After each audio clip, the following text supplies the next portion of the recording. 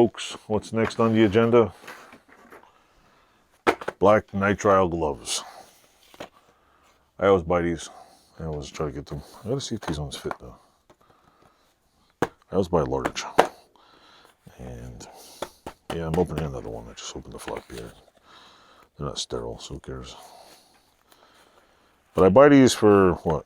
They're getting expensive, these things. Ever since this freaking pandemic shit. They were like, yeah, all of a sudden, rubber gloves are like inlet world. See, they fit not bad. Oh, these are actually pretty good. Paid $13 a box.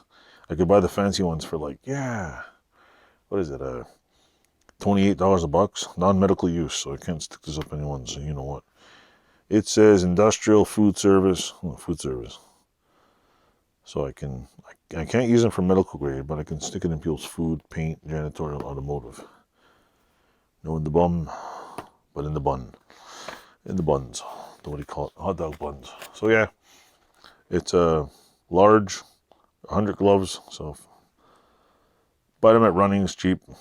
Oh, and they're touchscreen compatible. Oh, let's try this out. Touchscreen compatible. Oh, let's see. Let's see. I'll show you my password. Oh, look at that. Fancy. Ooh, touchscreen compatible. What's in the gloves that make it touchscreen compatible? Is there gloves like this? I don't know. But anyway, they're like $13.99 if you need a good pair of gloves. Throw away. Not bad. Thanks for watching. Enjoy.